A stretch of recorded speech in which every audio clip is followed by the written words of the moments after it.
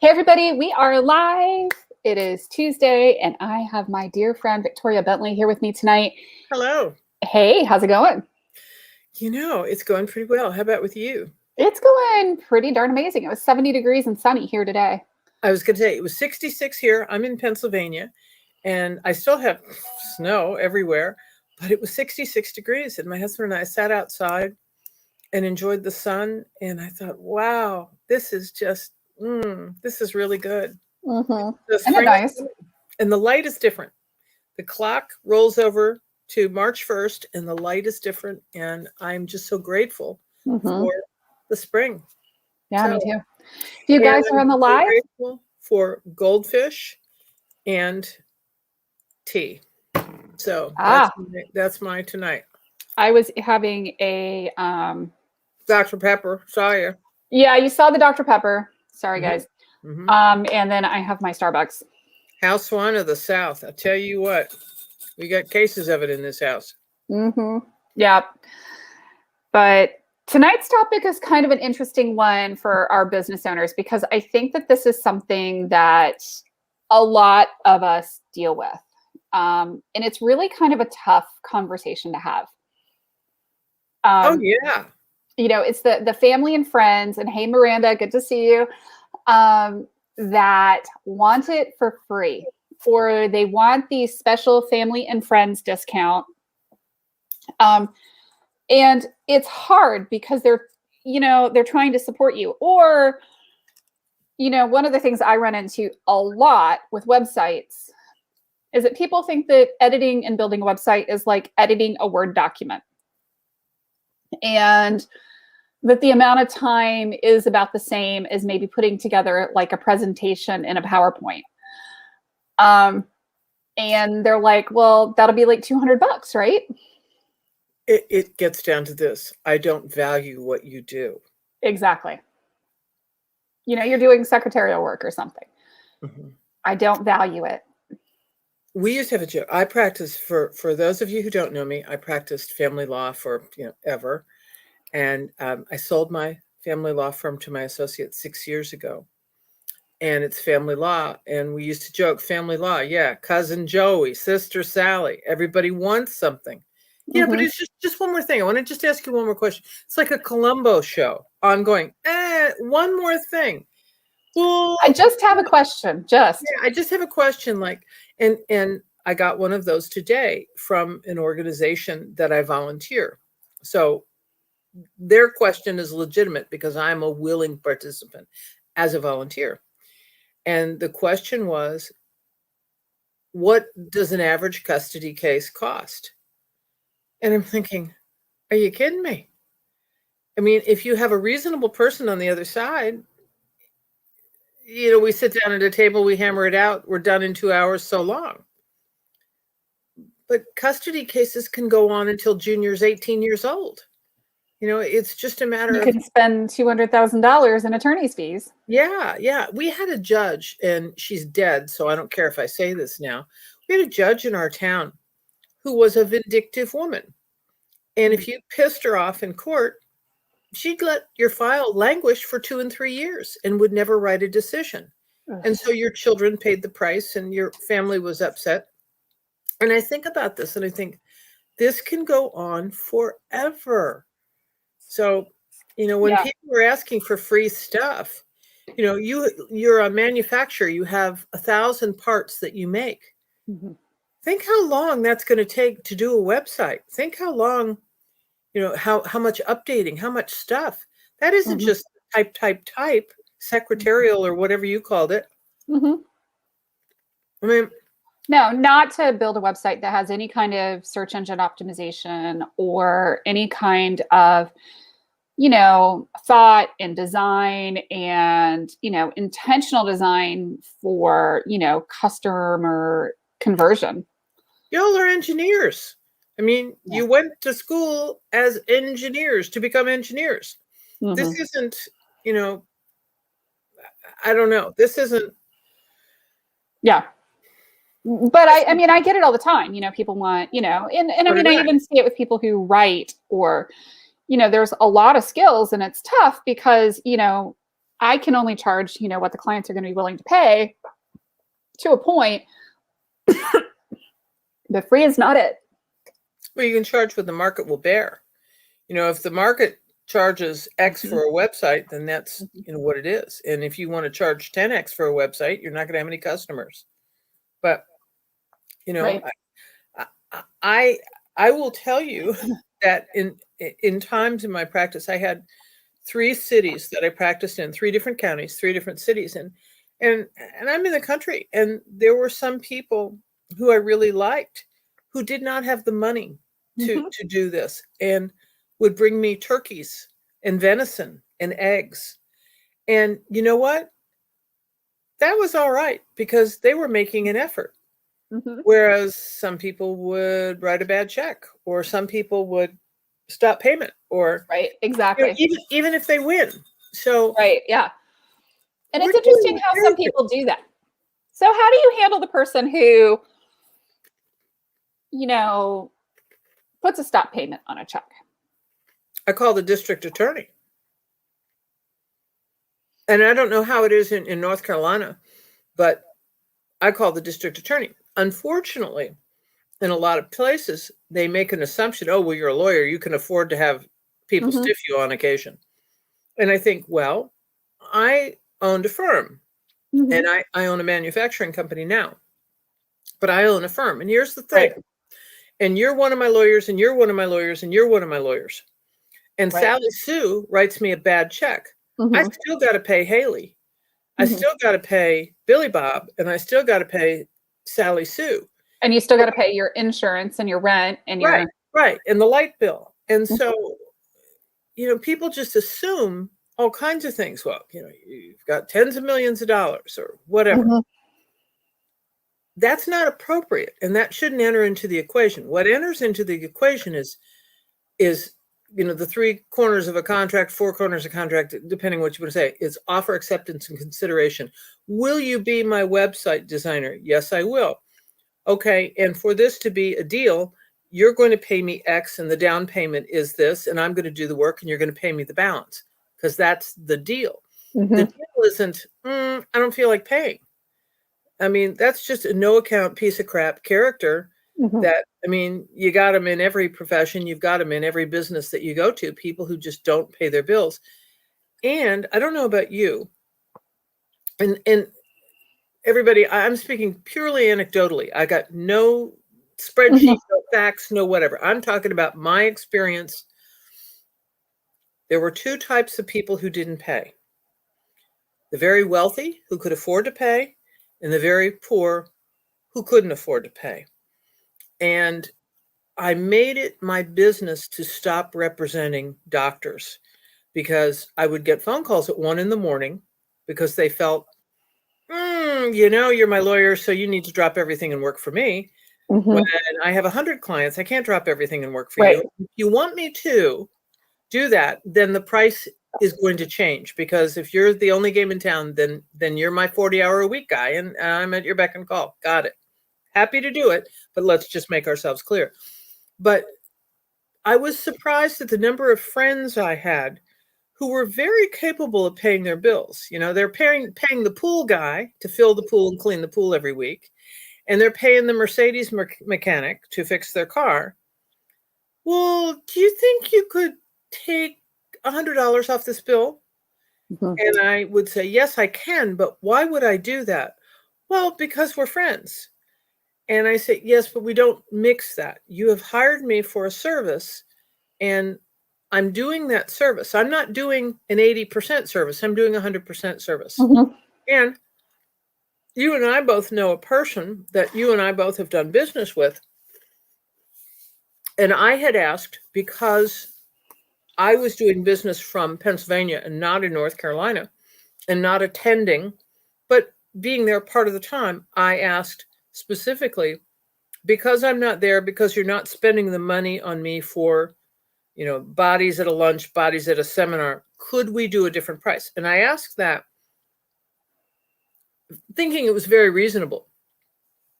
The person came back and said yes. And I said, good. And then came back and said, I've looked at your business's website, and I think you should pay X, Y. And that really blew my mind because, that was just, really? Are you saying that to other people, or are you just saying that to me? And I thought that was, so, this conversation, this topic needs to expand a little bit.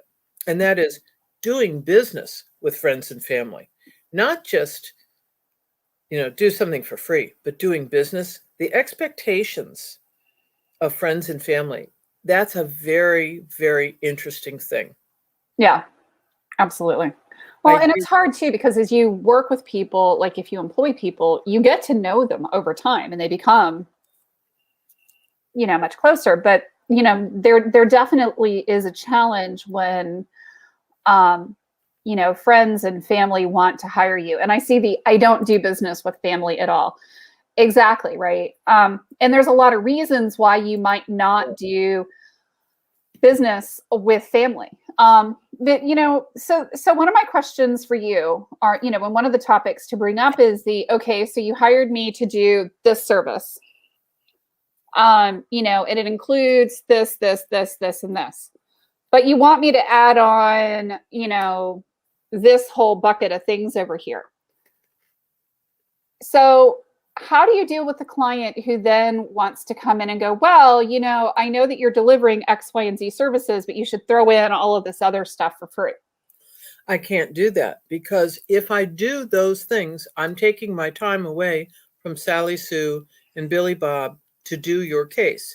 And then I have to move them back, and they've given me a retainer and I can't do their work. So this is why I am paid for certain services. I'm paid for a custody trial, or I'm paid to do a divorce, or I'm paid to do a support hearing. That doesn't mean a support hearing and I throw in the custody for free, because that involves my time. And if you're using my time, someone else isn't getting my time. And I think that's the most reasonable way to put it.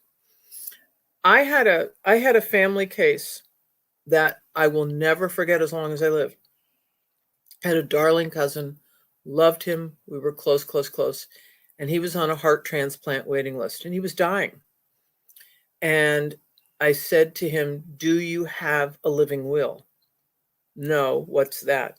And I gave those away. I mean, I would just, if I'm doing your will, I'm also a nurse, or I was. I mean, I don't do that anymore. But I understood what happens to people when they code in hospitals. And I was able to explain that to my clients and say, you need to be aware of this. If you have a terminal illness, let's make sure your wishes get, okay. So put together this living will. Who is going to be the person who speaks for you in the event that you're in a coma and can't speak for yourself? My cousin said, I want my sister and I want my sister's husband. Okay. So if my sister's not available, then her husband, is how he put it. All right. Wrote it up, gave it to him. Done. I get a phone call 1:30 in the morning from drunk husband of, the cousin. How dare you put me in his living will without telling me? And I explained, you need to understand, I'm an attorney. I don't go to anyone and tell anyone what is in the paperwork. That is the client's business. To the best of my knowledge, he has had that conversation with you, but it is most certainly not my business. I have cat hair on my face. Sorry, guys. It's certainly not my business to call you up and say, oh, by the way, did you hear that so-and-so wants to put you in their will? No, and hell no. I got screamed at by this drunk relative 1:30 in the morning. How dare you? Threatening, carrying on. Okay. It's been 5 years, 4 years. He hasn't spoken to me since. And I think, Facebook user at 8:18 p.m. I don't do business with family at all. Whoever you are, you're smart, because guess who didn't get invited to Thanksgiving? And that's why. And was it reasonable? Oh, no. Was he available to hear? I'm not allowed to tell you what my client says. It's between you and that client. And if my client says, for example, I'm dying and I want my diamond ring to go to Haley, it's not my job to call up Haley and say, you're going to get a diamond ring when Sally Sue kicks off. That's not No, my business. you I'm not don't. allowed to do that. That doesn't come out until the person. Exactly. And what I found so interesting, oh, also, he was an engineer too. So he was no slouch. I mean, he was a bright guy. What I found so interesting was that it was not within his understanding to realize why I can't have that conversation with him. You're not the client. So, yeah, I'm not the client. And I represent a client confidentially. And you represent clients confidentially too. You're Yes. not going to go tell Billy Bob, who's got a bowling alley, that you're going to do such and such a website and then go talk to somebody else who might also have a bowling alley that you don't know, or a cousin with a bowling alley. The whole bit about us being good business women Mhm. is partially that we keep our mouths shut and that we're respectful to our clients, the people who are paying us, that we don't gossip about them, that we don't Right. make stuff up or tell other people, well, guess how much she spent on her website. I mean, that's just not appropriate. Mm-mm. But whoever you are, Facebook, 08:18 p.m., I don't do business with family at all. Pretty smart. Pretty smart. And because if it goes belly up, it's your fault. And it's your fault at every Christmas table and every Easter egg hunt. And Forever. you think you're doing somebody a favor. And yeah, I'm not cynical that way. Let no good deed goes unpunished. But that's going to come back and bite you. I've And learned in business that frequently no good deed goes unpunished. If you try to discount for somebody, because you're trying to help them out, or you discount, because they're so badly need it, and you bend over backwards, those are always the clients that end up burning me the worst. one more quick story. I had a client whose wife left him and he really came apart. And God bless him, he really came apart. He had 3 children and he became so distraught he couldn't work. Mm-hmm. And he came to my office and said he wanted to kill himself. And I'm a nurse, right? So I've walked plenty of people, literally walked people to the hospital that wasn't far away from my office and signed them in and said, Billy Bob wants to kill himself. I need you to take care of him. And that has worked out well for a lot of clients. This guy, who's your doctor? Ring, ring, ring. My name is. I'm sitting here with Billy Bob, who is your client. Billy Bob is telling me his anxiety is so bad he wants to kill himself. He called for an appointment. You all told him you can't see him for 4 weeks. I'm telling you, you got to see him today. He's ready to kill himself. When a lawyer calls, it's amazing how they got an opening and a sudden cancellation. So Billy Bob goes down to see his doc. The doc puts him on Xanax. Billy Bob has these 3 kids, no job, terrible things. My husband, who is the loveliest man, said, how old are those children? My husband said, what do they want for Christmas? My husband bought the Christmas presents, made sure those children had a Christmas. We got those to him. They were wrapped. He didn't have to do anything. He filed suit against me because he got addicted to Xanax, and it was my fault.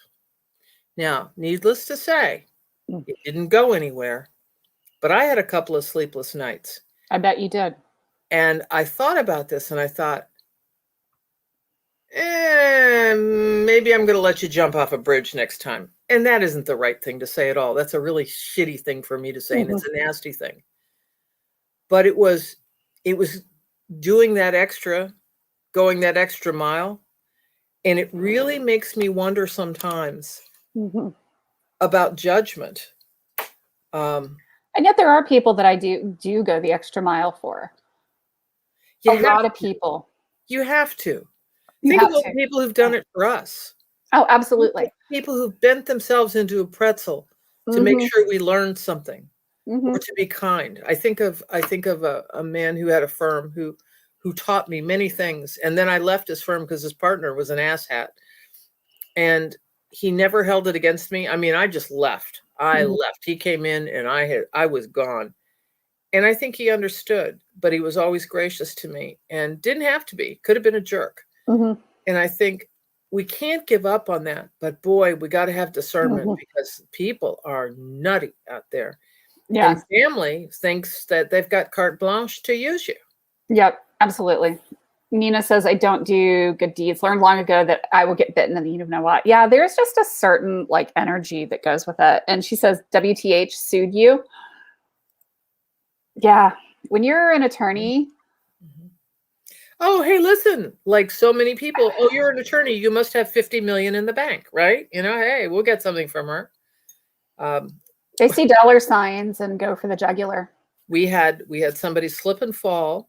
And this, guys, is why I never talk online about how much I'm making in my business. That's why you'll never hear me talk about, hey, I have a 7-figure business or any of that, because bad idea.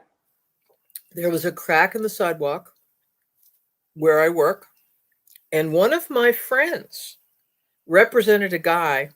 I mean, it was a street guy. He was a street guy, complete with a bottle in a paper bag, who fell down, was drunk, taken to the hospital, no broken bones, blood alcohol level of over 0.3, sued me for falling down on my sidewalk. And my, quote, lawyer friend said, you got a firm, you can afford it. Can you imagine? And just, said, oh, you've got an umbrella policy, whatever. So this kind of stuff, if this is how the world is, then we as business owners and businessmen and women need to be better than that. And we need to make sure we don't go down that road ourselves. Absolutely. It's something. It's really something. And crazy. Yes, Nina, it's crazy. And man, I think this stuff happens all the time. It does. Yeah. No, you get all kinds of crazy stuff that happens in business. It's just a question of, what kind of crazy is going to come out of the woodwork today, or go crawling out from under a rock. And some of this stuff, as many of you know, some of this is like, I think I want to stay home and pull the covers over my head and never go out again. Yeah. And I agree, Nina. I tend to stay on the line I'm able to draw in my agreements. Absolutely. I've learned that good contracts, make good business, just as good fences make good neighbors. That's a very good point. Nina, you need to show up more often. You're full of good stuff.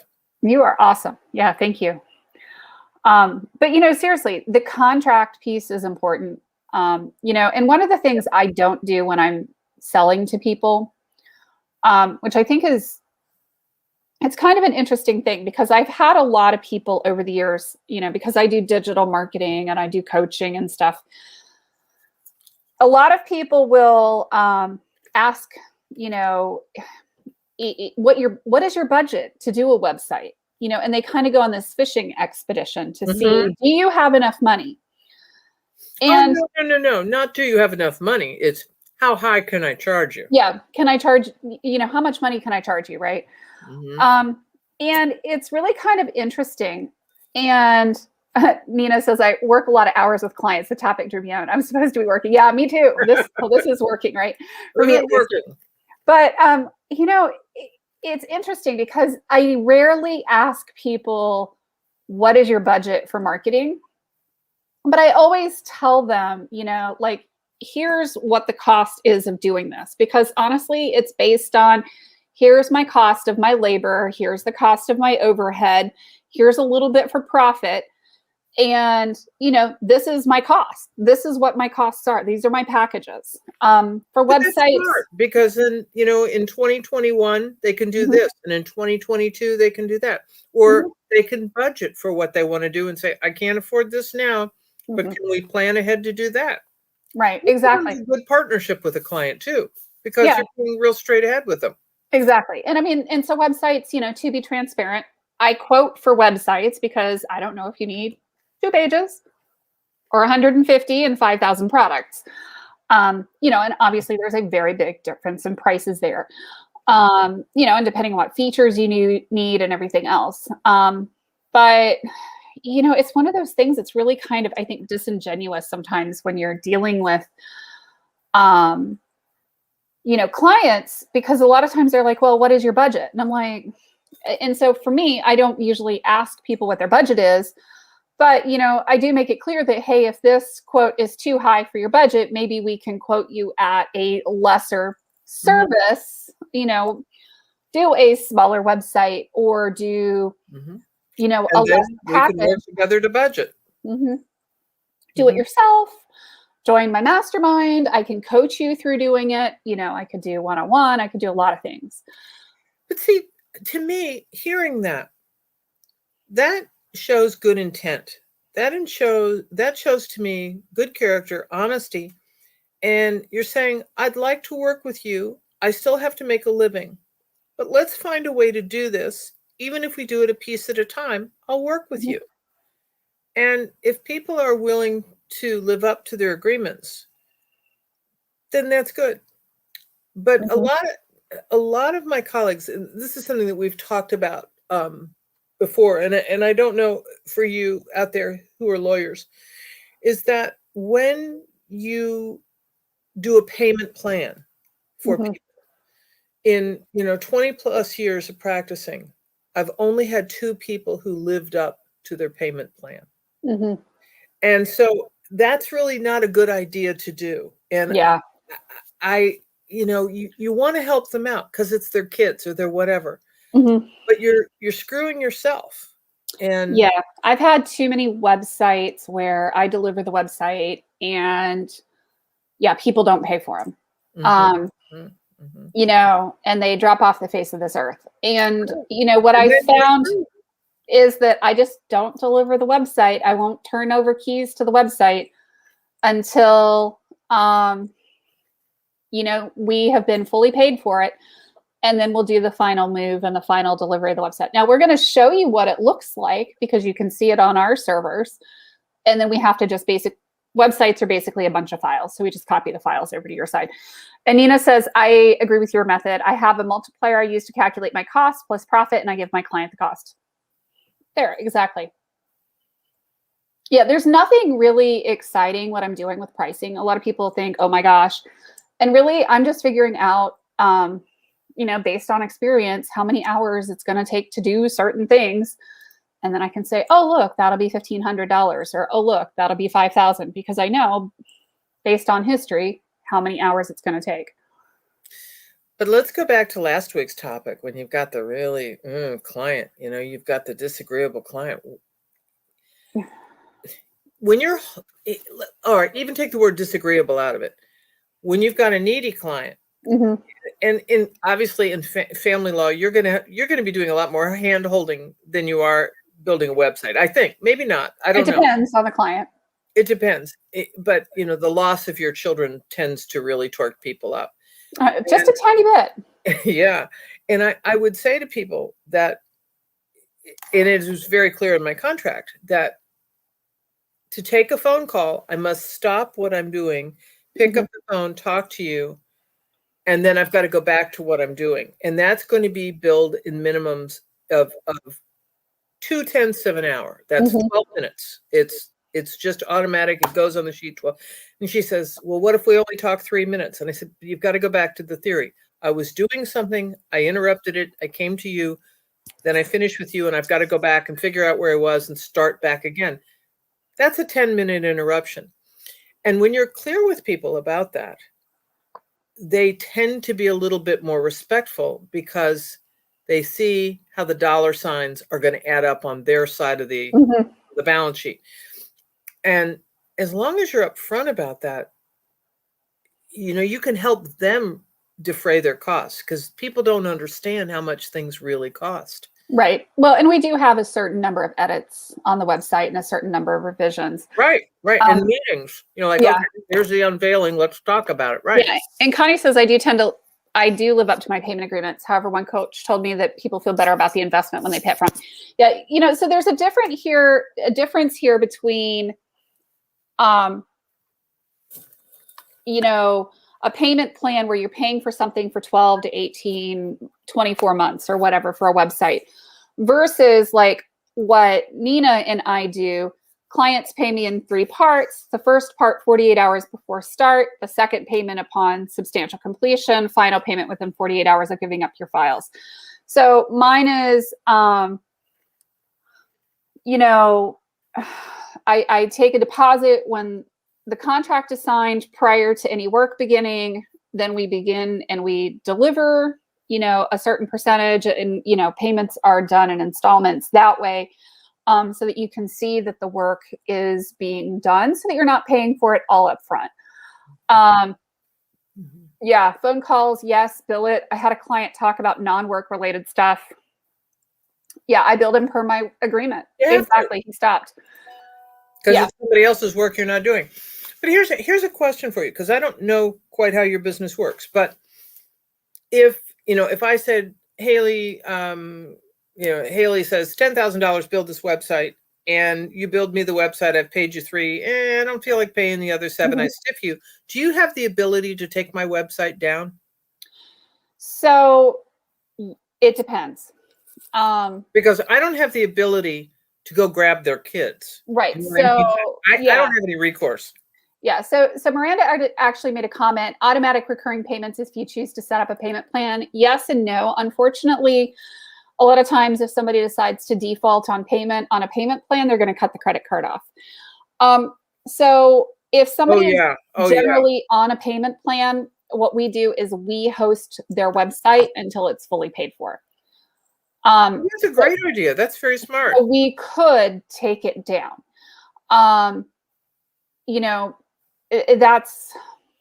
That's one thing. Or it's a client that we've done a lot of business with that we may do a recurring payment plan with. But so there are ways that we could take it down, but we're not going to typically release a website to a client or give them adequate access to the system unless we have, a certain level of trust built up because we've had a prior history with them. Yeah, like it's a family member. Oops. Well, not even so much a family member, because I'm not, considering our topic. Yeah, family members. Yeah, no, not so much. But, clients that we've done substantial amounts of business with, if this is the 5th website, and we're doing an e-commerce site, and in order for you to save money, you're entering products into the system, because that can save a client who's doing a website, thousands of dollars, like literally, because I'm going to charge you $20 an item to upload that sucker into WordPress, because it takes me a certain amount of time to make sure that the picture's right, make sure that this is right, make sure that's right, click, click, click, click, 20 products times 100 products, boof, there goes $2,000. So, it's not that we're trying to be crazy. So we're trying to come up, like I said, with ways to help our clients. And one of them is sometimes if they've got a ton of products, they enter the products. We make sure that everything works before we do the final ship, but we're kind of working in tandem, like they're entering the products while we're fixing the payment portals and the shipping and all that kind of stuff. But that's the only time where they would have like that kind of access to the back end of a website while we were developing it. And it would be on our servers. So we make sure that there's no plugins that, would allow them to easily copy it. Although, once they have access, they can get in and do all kinds of crazy things. But yeah, Nina says, great idea. Some people are nefarious like that. Some people just are. And you know what?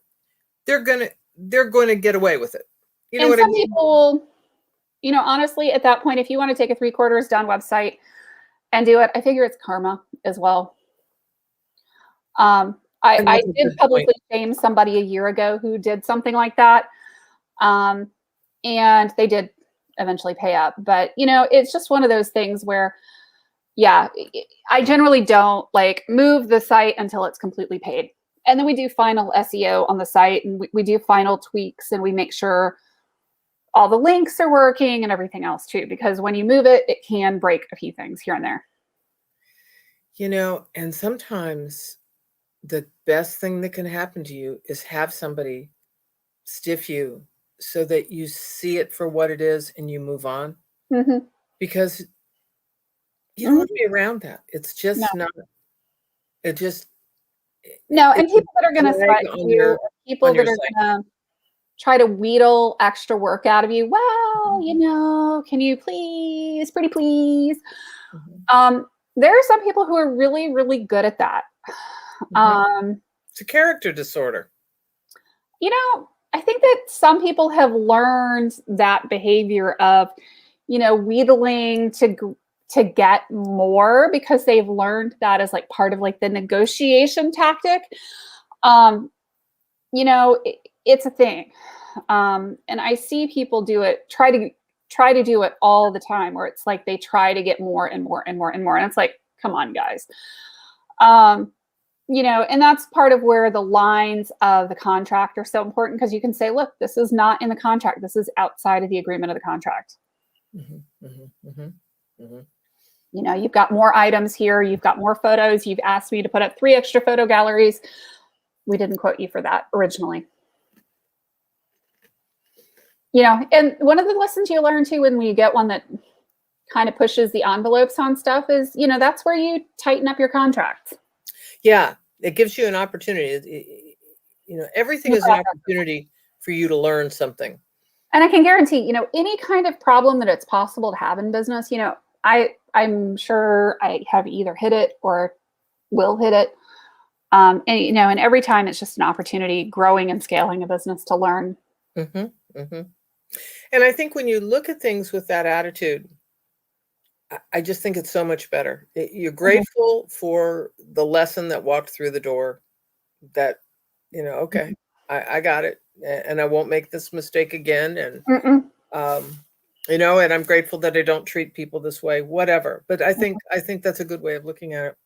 Haley Gray, every time I come on here, I learn something, and we have these great people who give these, like Nina, who just comes on and has these great Amazing, ideas. right? Yeah, it's like going to school and not paying tuition. This is great. And though awesome. I am retired from practicing law, although like I said, when you practice family law, you're never retired, because it's somebody in the family wants something, and I make jokes about it, but I think, you do this forever on some level. I think that all of us need to remember real golden rule stuff. Yes. Treat people the way you want to be treated. And you develop a reputation of being reasonable and decent, and you tend to attract reasonable and decent people. Not always, but you tend to. Yeah, Nina, this is such a great piece of advice. Never rush into any project. Follow your established process when starting a job, regardless of if it's friends, family, or non-family, and also regardless of if the client is in a hellfired hurry. Oh, that's a red flag right there. I need it now. I'm desperate for it now. Y'all, every single client who has told me that they were desperate for things to go fast, every single one of them has taken for freaking ever to get me all their photos. Like, if they have product photos they need to get us so that we can upload them to their website, it takes weeks to months. Or they're like, I'm working on my videos, so can you start my website? Y'all, I have been burned. It is so funny how they want us to build the whole website around these things, and we don't even have the pictures to build the website around. When in danger, when in doubt, run in circles, scream and shout. Yeah. And Connie, I feel for you. I had a friend who wanted me to give her free services. I told her no. She didn't believe that I had invested thousands in my training, and she doesn't speak to you anymore. And, and that's such a loss, and it's a painful loss. It hurts. Yeah. But it really doesn't matter how much money you put into your training. It's the fact that they don't, respect your skills. So even if you, had done an apprenticeship and, Or if you were painting a wall, you know, you're going to pay a painter a lot of money to come in and paint your house. You know, and getting somebody who's skilled enough to not like drip paint all over the place, or, you know, carpentry work, you know, all those kinds of things take time, effort, energy. I mean, we should be paying for them, handyman or whatever. And it's so important. And, you know, and I agree with Nina, you know, you probably needed that person out of your life. I mean, people tend to remove themselves from our lives when they come in and they try to do that energetic vampire thing. And then they may get away with it for a little while. I mean, I have plenty of people who have done it to me. And unfortunately, sometimes I've fallen for it. And eventually they get bored and they go off. You know, once we, you know, cut the blood supply or the energy supply, they go away. But yeah. Yeah. And, you know, sometimes it's just time to say goodbye, family or not. And yeah, you know, at some point, family is who you choose them to be. Absolutely. I agree with that 100% because, you know, yeah, we don't get to choose what family we're born into, but we do get to choose, you know, what family we hang around and who we spend our time with and how we spend our time. Yeah. Cut off the blood supply from the leeches. Yep. Yeah. Sometimes you gotta. Yeah. We're writing a new show on vampires, right? Right. The business vampires, right? I mean, seriously, it's a real thing. The Diary of the Business Vampire, right? Maybe we should create a spoof on the Diary of the Business Vampire. You know, sucking energy out of people, staying up until all hours of the day and night, doesn't go to bed before dawn. You know, I want to throw something out there, and apropos of nothing, but we've had so much interaction tonight, and it means a lot. It means a lot. I learn something every time. But if there's a topic that people want to hear about, I would love to hear it, because, you know, everybody's got their stuff during the day, things that come up, and sometimes things just keep cycling around. So if there's a topic, maybe we could do it if we've got somebody who wants to talk about it, because not that we're shy of topics. Oh my gosh, you and I are, you know, 10 days later, you and I will be talking. Yeah, we've got about 2 or 3 months worth of stuff right now. But if you guys have a topic you'd like us to like insert in the middle, make sure you let us know. Message me on Facebook. You can find me, and I'll be happy to let Victoria know, and we will be happy to cover all kinds of topics. There is nothing in the world of business that is off topic or off limits. That's right. And I really appreciate the feedback. I really appreciate the interaction. It makes it for a wonderful evening of learning and fun. So thank you. Thank you, guys. Take care, guys. Thank you, Nina. Thank you, Connie. Thank you, Miranda. Thank you, everybody, for joining us tonight. This is awesome. Yeah. I appreciate you guys very much. We will talk soon. Have a great night and go be profitable. See you Tuesday. Bye-bye.